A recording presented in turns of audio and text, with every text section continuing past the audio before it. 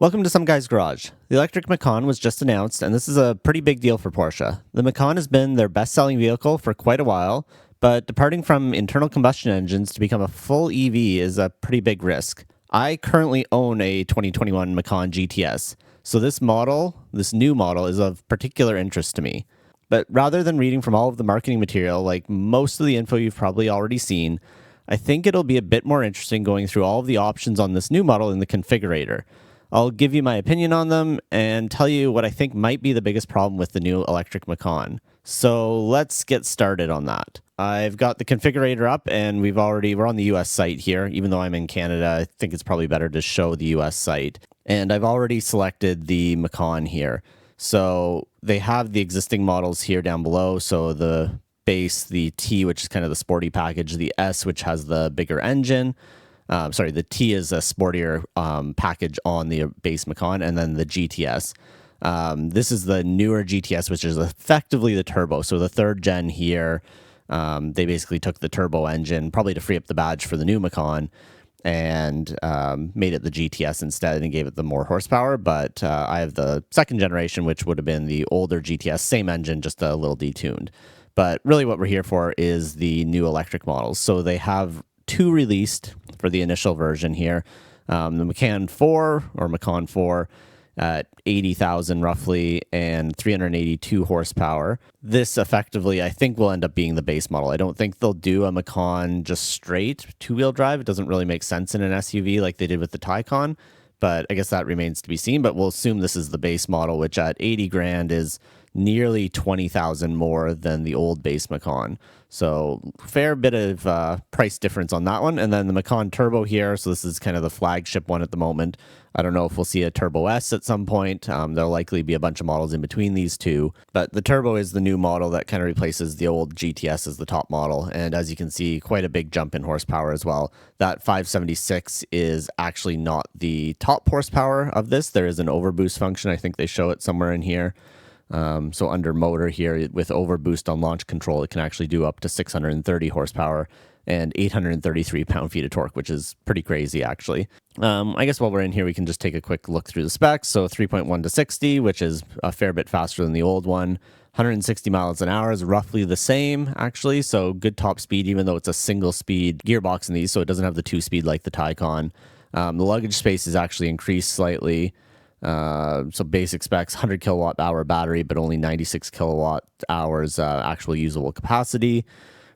Decent charge times as you'd expect. A bunch of body things. Interesting though, it can tow up to 4,400 pounds, or I think it's like 2 tons basically. So that's kind of interesting, but it's also a fair bit heavier. So it's almost 1,000 pounds heavier than the old Macan, which of course being an electric, that's batteries, right? Luggage stuff, whatever, performance stuff. Train features. It's interesting that they put this for a Macan here because, who takes these off-road and needs ground clearance and stuff like that. So it's interesting that they're actually showing that. But let's take a look at all of the options on the Turbo in particular. There is a kind of interesting note here, and I've seen this as well, and we'll probably see this as we go through. But there are some things that aren't working in the configurator yet, as to be expected, I guess, with the day of launch. So some of the options they might not have photos for and things like that. So we'll close that off just to save some space. So we saw technical data already. It's basically the same thing we saw earlier. Standard equipment, it is actually better, I think, in some ways. There's a lot of things that used to be options on the regular Macan that aren't anymore. So has turbo wheels in 20-inch, so I think that's about the same as what they used to be standard. They do go up to 22s now, not just 21s, so that's interesting. We'll see that in a bit later. Bunch of colors and normal stuff, not too interesting there. Comes with the 18-way seats, heated, some turbo-specific stuff. More exterior things, I don't think any of this is too interesting. Panoramic roof by default, so I guess there might not be the option to have a panoramic roofless Macan. It was the same on the base when I looked at it as well, so that's a bit interesting. Maybe it's different in different markets though. So moving on, so front and rear axle motors as expected and all-wheel drive. The air suspension is standard on this one. I think it might be a standard on most of them. PTV Plus, the torque vectoring, which is actually a mechanical diff on this as well, is standard equipment, which is interesting. This always used to be an option. I have it on my Macan right now. Hard to tell if it makes a big difference, being that they're all-wheel drive and they do still have brake traction control, basically, or stability control. But that's interesting that they've added that as a standard thing. Some alerting system. Power steering plus. This was never a popular option. It was pretty cheap on the old Macan. It was about $300, give or take $200-$300. It lightens up the steering at slow speeds, but then makes it heavier at higher speeds. Most people didn't like this. It could get disabled at the dealer, so that might still be an option. But it's kind of unfortunate that is standard equipment now.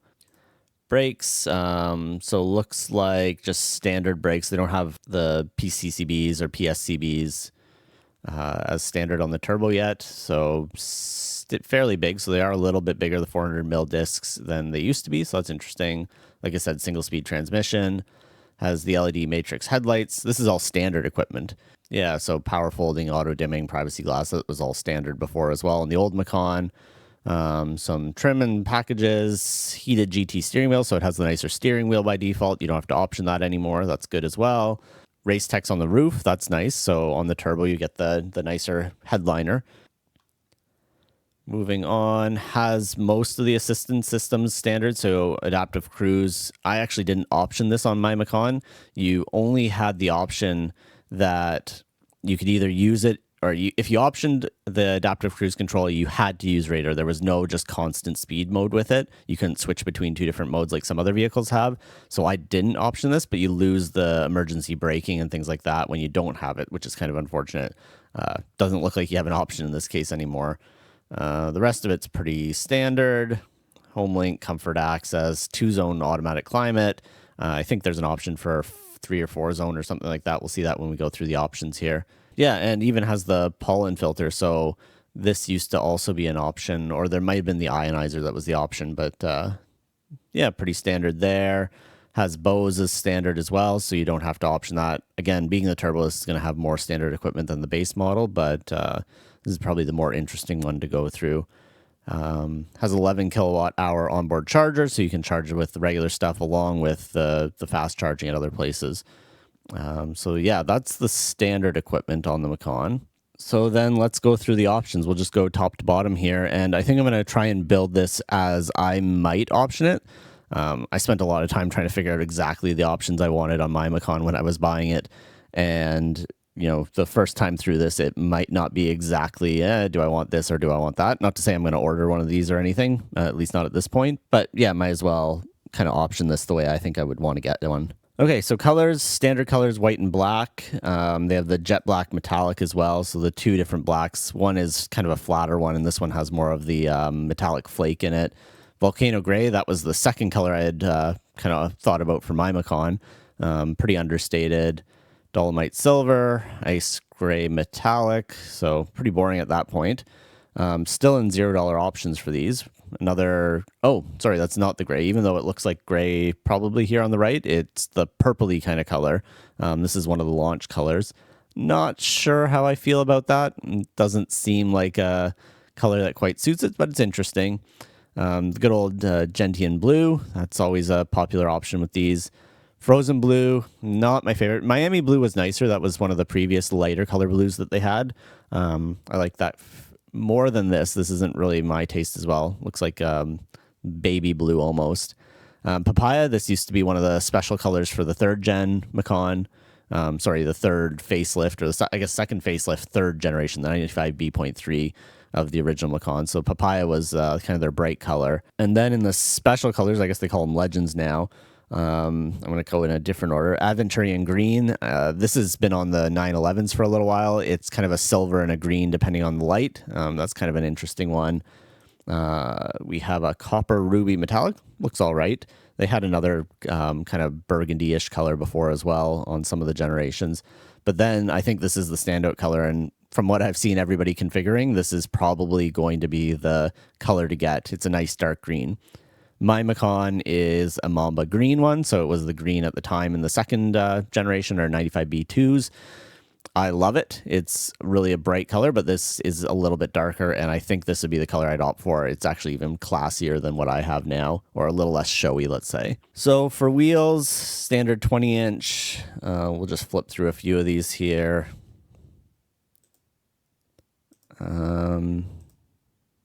Yeah, most of these are kind of the Aero wheels. They're a little more covered up. Not exactly my favorite style of wheel. I have the 20-inch RS Spyders on mine, and I think even in this case, just looking at all of them, that's probably what I would option is the 22-inch RS Spyder wheels. They're probably the best and most sporty-looking ones versus the other ones, which are kind of those Aero wheels that are not my sort of cup of tea. Can do wheel colors. Pretty much don't do this. Maybe a black is okay. You can get them blacked out. I don't particularly mind that, but probably in a satin black or something like that, a little flatter, hides the brake dust a bit better. But yeah, they do have the ugly body colored ones. Don't ever do that on your vehicle. It's just a terrible option.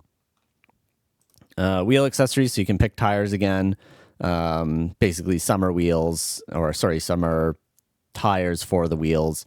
And they do have a performance option, which they never used to have on the Macan. So it used to just have summer wheels, which I think usually you'd get like a Michelin Latitude or some sort of Pirelli or something like that. So it's interesting. I don't know if they show what type of... No, so they don't show what type of actual tire that you get with the performance summer tires. I'm going to guess it's some sort of like a Pilot Sport 4S SUV version or something like that. It's probably still summer bias, you're not going to get a Cup 2 or something like that on a Macan. Continuing down into leather packages, we can kind of switch the view here so you can see the interior. Black with turbonite, regular black, which looks like it wants some options. So it wants interior accents in black as well. That makes sense. So yeah, seatbelts change, not too much else. Leather package in black or night green. That might go nice with the exterior. They've got the typical red. The blackberry is probably to go with that purpley exterior color. They have full leather interiors, so that if you just look at the front view again here, you'll see some of the materials around the top of the dash and the center console change when you switch up to these. So asking me to remove the interior accents, that's fine. But yeah, you'll end up with, let's go with the straight black, and that might show it a little bit better here. So there's the black, and if you go down to the regular black, you lose some of the top of the doors here and stuff like that. So just more leather coverage when you go up to the full leather rather than just the leather package. So they have the beige, kind of like the same as the chalk, same idea, light color interiors. Don't recommend it. The darker colors or the greens, reds, or something like that are probably the better option. They also have the club leather. So this, I think, is probably the best looking with the external green.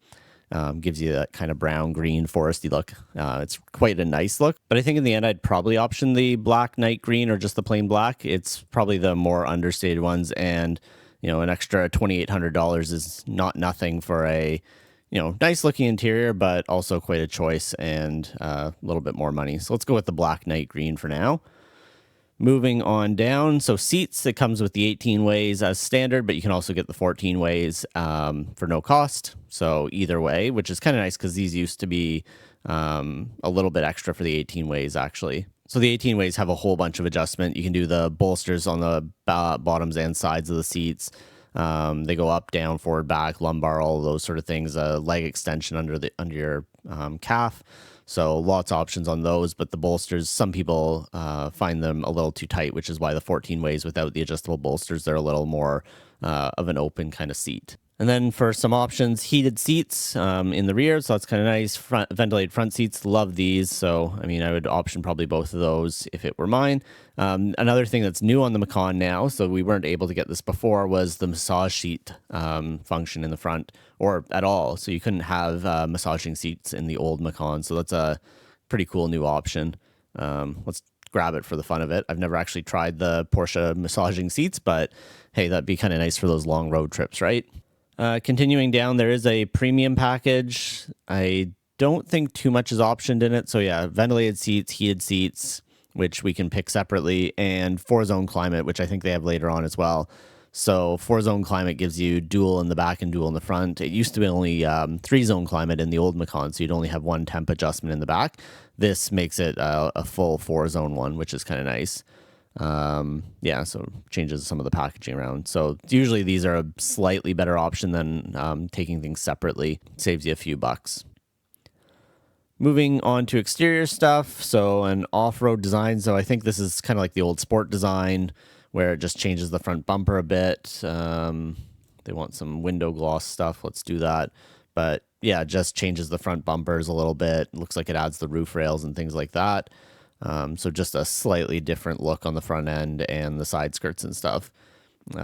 Interesting that they're, like I said earlier, they're adding more off-road options to this, which really doesn't make sense on the Macan at all. It might have made sense on the old Cayennes where they had, the first gen had like actual transfer cases and low range gearbox and all of that sort of stuff, but I can't imagine any of these will ever be used off-road, especially electric.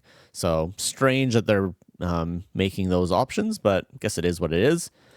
Exterior stuff, so just gonna breeze through this a little bit more here. The mirror caps, you can get them in different colors. Window trim, side blades. I don't like the silver, so I would probably option the black side blades here. I think the side blades in black probably look the best, or carbon fiber if you want to spend a bit more money. Exterior color doesn't really suit the Macan, and the silver I don't really like either. Puddle lights, power charge ports. So they have charge ports, I think, on both sides. They're manual, kind of like a normal gas cap, but you can get them powered so that they slide open on their own. I think that's just one more thing to go wrong. Even if you're in there every day, you still got to plug the thing in, right? So I'd rather just have a manual flap for that. Trailer hitch. This is one of those things, if you want to tow, and like we saw earlier, it's 4,400 pounds of towing. If you want to tow, you kind of got to option this from the factory. It usually changes the bumper. So they integrate this right into the bumper, whereas, if you put an aftermarket hitch, it has to kind of go underneath. So if you're towing, that's one of those you must do at the time of ordering. Some painted fascia, door handles in black. I think the body color looks better. And air blades in high gloss black. So let's see what that looks like. Literally just changes the little side things. Some funny options there. I guess high gloss black does look better than whatever that other black was, if we're going to continue that gloss black on all the trim pieces here. So that kind of looks all right.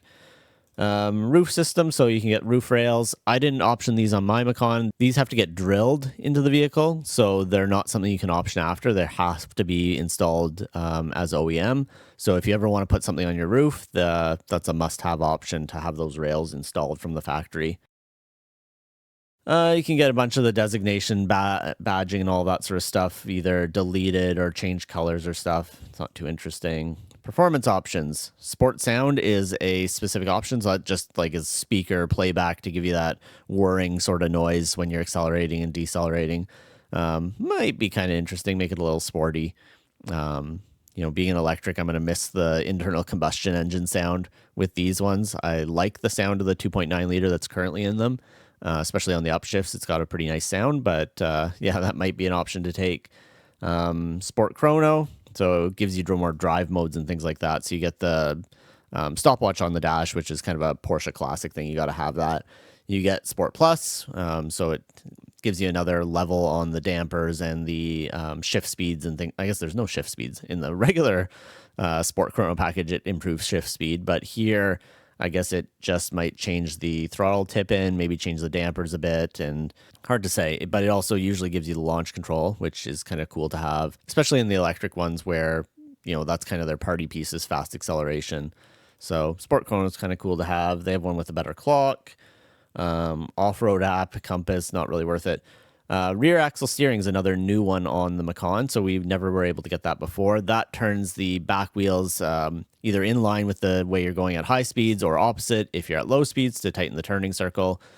You'll see in the press material the wheelbase is a little bit longer, which I guess has added some room in the back seat, which was always a downside of the Macan. The back seat was never that great. So having rear axle steering is probably a good thing. I believe it's 5 degrees. Do they say? Yeah, 5 degrees, which, reduces the standard turning circle quite a bit, 3 feet or so, which is always helpful for maneuvering. Painted calipers and just the single speed transmission. No option in the performance section. It usually would be here or maybe in a brake section to get PSCBs or PCCBs, the upgraded brakes. So interesting that it's just the steel rotors for the time being. Lights, so we have PDLS Plus, which is the LED with matrix, and they kind of swivel and follow the road.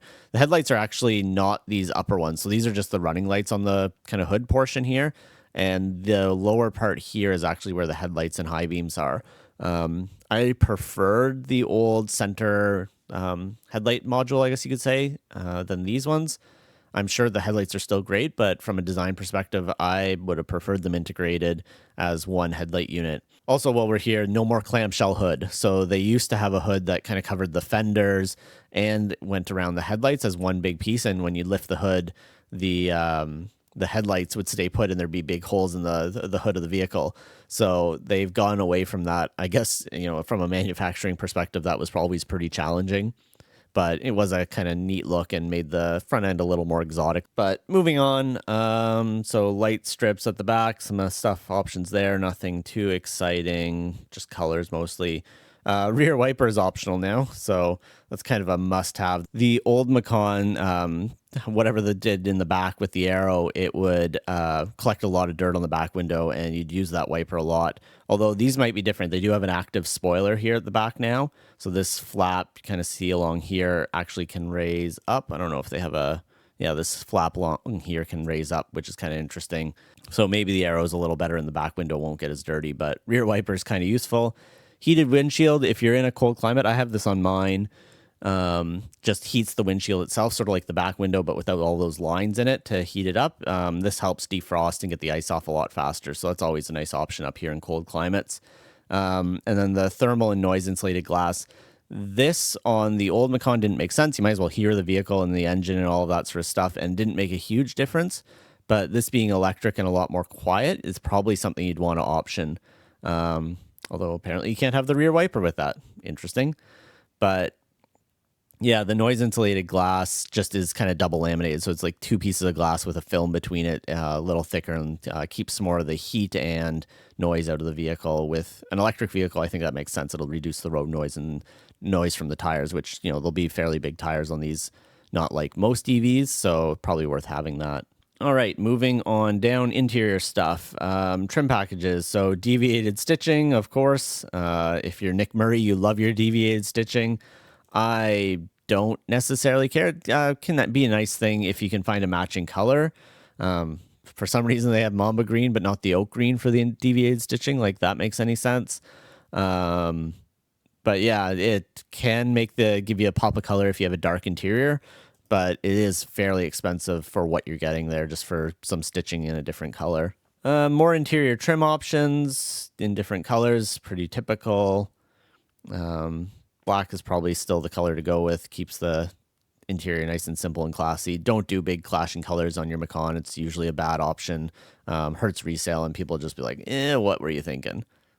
Continuing on down here, so seatbelts, you can also get colored seatbelts. So yeah, the deviated leather seat centers. So you can change the seat centers. Let's just do that for the fun of it here. Pick some sort of bright color. See if that works. I guess this thing's a little broken, but can see the seat centers change color here. Not the red that I select or green that I selected, the red, but there you go. Get rid of that. But yeah, you can get the logos or the Porsche crest on the headrests. That's a pretty popular option and not too expensive on this model. I've seen these be upwards of $1,000 for a crest, which is just crazy. Yeah, and then, colored seat belts. That can also give you that pop of color as well if you don't do the deviated stitching at a more reasonable price. That's always kind of fun. Steering wheel, so they have Race Tex carbon fiber. Yeah, the standard steering wheel here is all right. It's already the GT wheel, so no point in changing those unless your Race Tex is the Alcantara. It's not really worth it, especially on the steering wheel where it'll go matte and ugly and shiny and not very much time. I'm not a big fan of carbon fiber, and yeah, so that's that. Interior stuff, so personalized keys.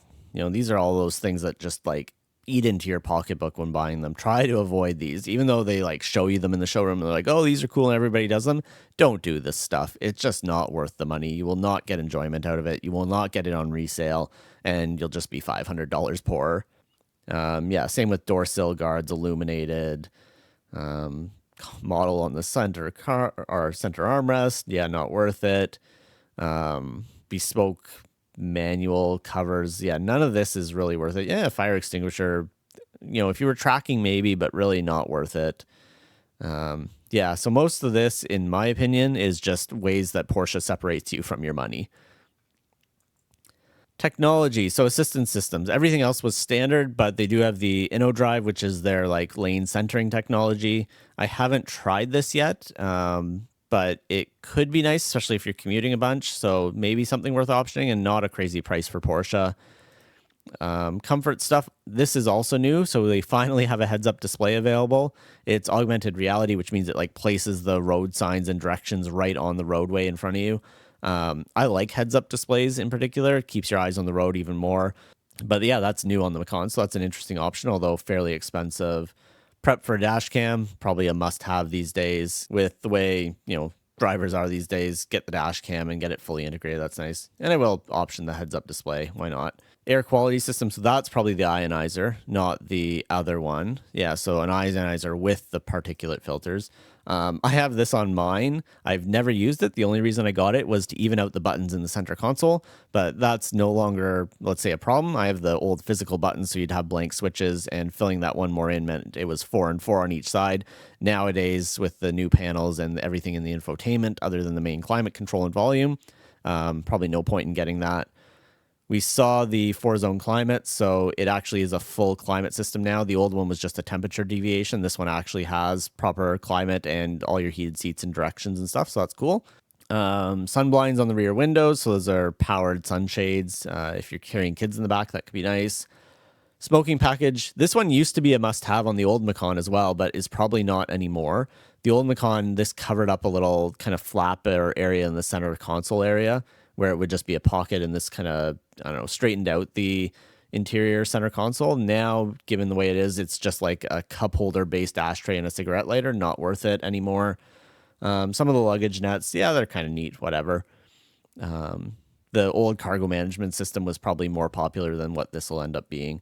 I don't know if they have more details on what this looks like. No, just a cargo net. So probably not worth it and could probably be added after, whereas the cargo management system in the old Macan, I don't have it, but it was kind of a better integration of everything and gave you more storage compartments. Okay, and then audio and communication. We already have the Bose, so now there is the Burmeister sound system. I've never really got the point of spending $4,700 on a sound system for a vehicle. You're driving, it sounds better, yes, but it's not as though you're listening at home in a quiet environment, so I've never really seen the point of spending this, and you won't get it back in resale, so maybe not worth it unless you really must have it. Another new thing for the Macan now that we never had before is the passenger display. So it's another big screen in front of the passenger.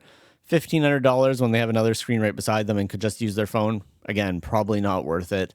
You'll see this option probably on a lot of the demo cars because people want to see what it looks like, but I don't think that's something that's worth it. And then e-mobility, so you get some free charging for a year. That's kind of nice. The Taycan, I think, had 3 years when it was released, so not as good of a deal, but obviously a less expensive vehicle and a higher volume seller, so Porsche probably had to limit how much charging that was. This option I don't think is available in Canada either because, these are Electrify American stations. So I guess nice little bonus for you guys in the States. And then you can get a regular household plug in the rear luggage compartment. I don't know why rear luggage compartment. It'd be much more useful in the rear seats or somewhere that you could actually access in the cabin, but is what it is. And then last but not least, delivery experience you can do at the Porsche Experience Centers in either Atlanta or LA. So they don't have the European one, but you can at least do your delivery at one of the Porsche Experience Centers and get to drive it on some, I guess you could call it tracks or different handling courses. So that's kind of cool.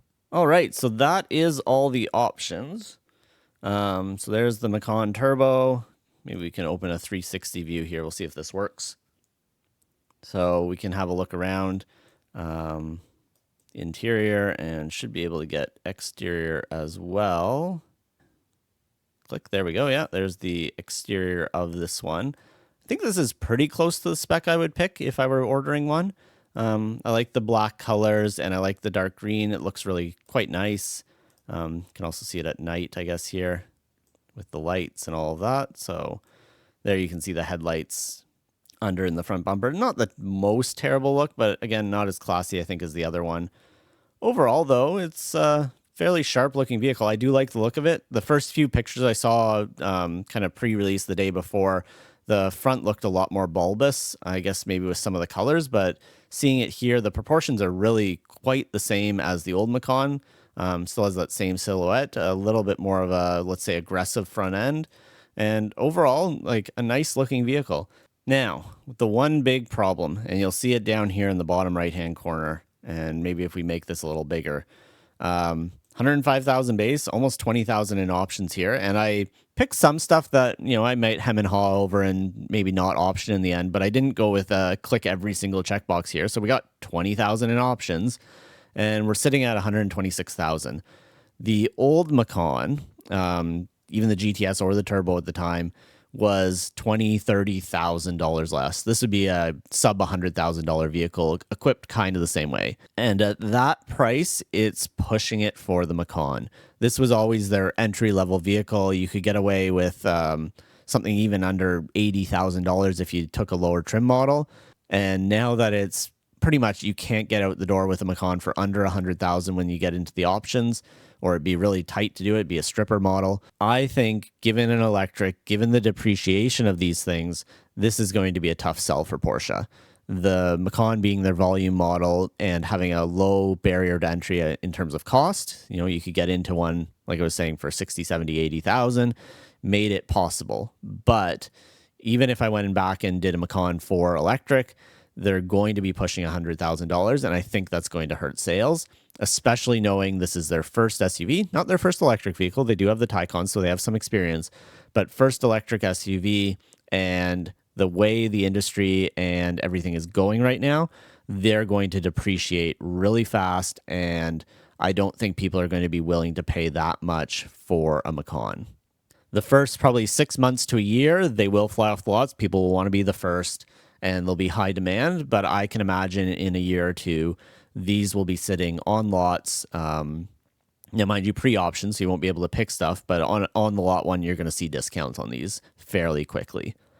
We see it with the Taycan right now that they're not having to give them away, but there are pretty steep discounts on them right now, and I think that's going to end up happening on the Macan as well in shorter order than we would expect, which might be a good thing. Maybe they'll keep the regular combustion engine Macan around a little bit longer, or maybe we'll see some other options here, but I guess this is the way things are going. Oh, just noticed here, they say Goodyear on the tires, so that was one of the options on the, total aside here, but was one of the options on the original Macan as well, was a Goodyear tire. It was pretty good, actually. Go figure, Goodyear. Yeah, just noticed that right now in the rendering, they're showing the Goodyear ones on this. Anyway, yeah, I think the new electric Macan looks quite interesting. Good looking vehicle. I don't think they've messed up. This is probably as good of a electric SUV as Porsche could have made. I think the one place that it's going to fall apart is just on price. You know, 20,000, 30,000 more than the outgoing model for something similar is just a little bit too much. So I guess let me know what you think of the new Macan in the comments below. If you have any questions, I'll try and answer them as well. That's pretty much all for today. If you aren't already subscribed, please consider it. And as always, thanks for watching.